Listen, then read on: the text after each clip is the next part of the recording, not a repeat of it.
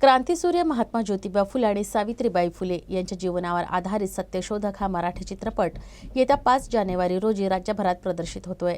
या चित्रपटात महात्मा ज्योतिबा फुले यांची मुख्य भूमिका साकारणारे अभिनेते संदीप कुलकर्णी चित्रपटाच्या प्रचारासाठी गुरुवारी नागपुरात आले होते। त्यांच्याशी संवाद साधला आमच्या प्रतिनिधीनं।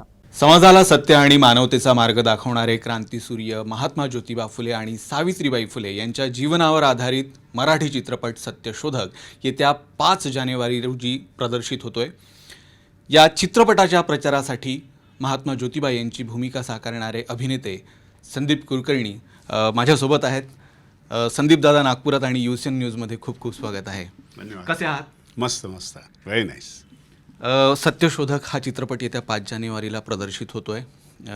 या चित्रपटात फुले दाम्पत्याचा संघर्ष दाखवण्यात आलेला आहे आणि हा चित्रपटसुद्धा संघर्षातून तयार झाला आहे। तर किती संघर्ष या चित्रपटाला पाहावा लागला आहे प्रदर्शित होण्यासाठी?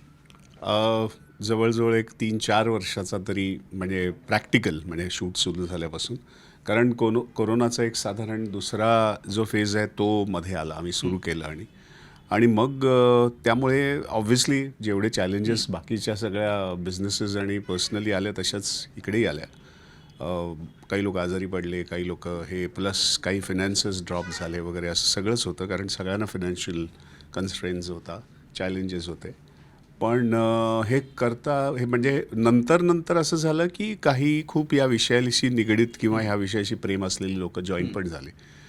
आता बघता असं वाटतं की काहीतरी सिनेमाच्या बऱ्यासाठीच हे काही गोष्टी झाल्या, कारण हा सिनेमा एकतर असा सिनेमा एक तर चांगला पहिल्यांदाच होणार किंवा म्हणजे एकदा झाला तर परत कोणी या विषयाकडे, त्यामुळे एका अर्थाने जबाबदारी पण येते, त्यामुळे वेळ पण द्यावा लागतो। खरं तर प्रॅक्टिकली अशा विषयाला वेळ द्यायला लागतो, तो अनायसा मिळाला आणि त्याच्यामुळे परत रिलुक करता आलं की काय राहिलं आहे किंवा काय कुठे कमी आहे का काय, असं ते गोष्टी परत स्क्रिप्टपासून सगळ्याकडे परत बघता आल्या।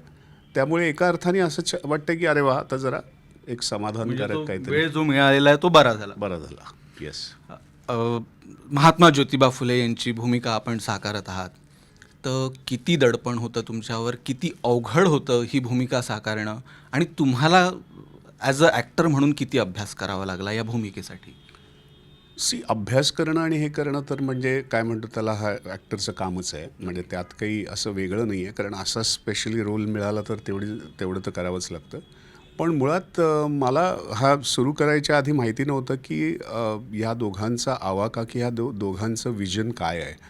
पण जेव्हा वाचायला सुरुवात केली, रिसर्च सुरू झाला, जेव्हा बोलायला लागलो काही तज्ज्ञांशी आणि हे वगैरे, आणि मग सगळं जेव्हा ते सगळं म्हणजे आपण म्हणतो उत्खलून काढायला लागलो, तेव्हा लक्षात आलं की बापरे, हे खूपच मोठं आहे। म्हणजे ह्या दोघांचं जे काम आहे ते अवाढव्य आहे। म्हणजे मुळात अवाढव्य म्हणजे फिजिकली तर आहेच आहे, पण विजनच केवढं मोठं होतं। म्हणजे त्यांनीच मी असा हापून गेलो होतो की अरे बापरे, त्या काळामध्ये बरं फुलेंना तर होतं, पण त्यांना तर तो अनुभव आला आणि त्याच्यानंतर त्यांना ते लख्ख जाणवलं किंवा एक हे जाणवलं की काळाची गरज काय आहे किंवा काय म्हणजे मुद्दाम म्हणजे पर्पज त्यांचा काय आहे किंवा उद्देश काय आहे कळलं।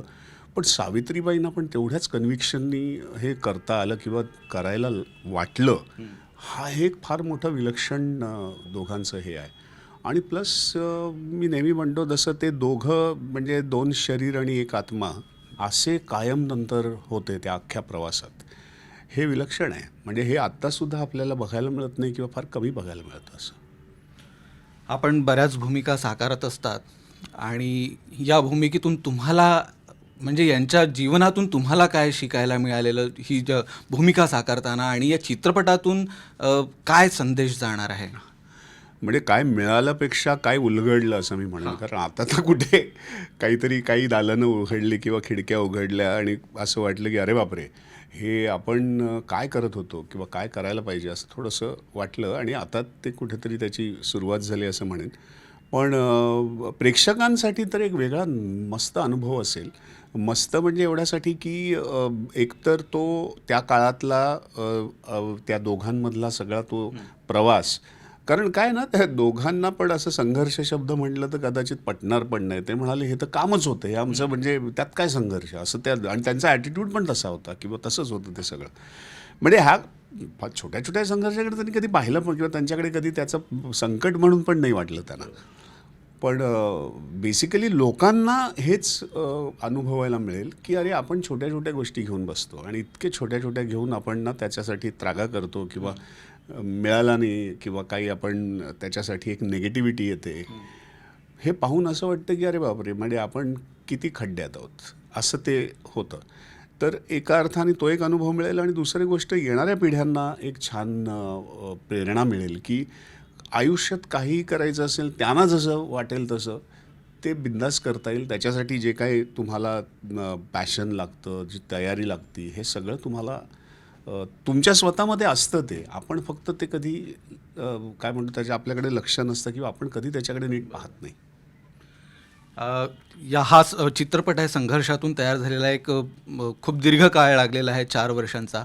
संपूर्ण चित्रीकरणादरम्यान तुम्हाला एखादा असा अनुभव किंवा अविस्मरणीय प्रसंग किंवा गोष्ट तुम्हाला जी लक्षात असेल? अरे असे खूप प्रसंग आहेत. म्हणजे मी जसं म्हटलं तसं करताना सुद्धा काही गोष्टी उलगडल्या करता की अरे हे असं नाही, हे असं आहे बहुतेक किंवा असं व्हायला पाहिजे, असं बरंचसं झालेलं आहे करता.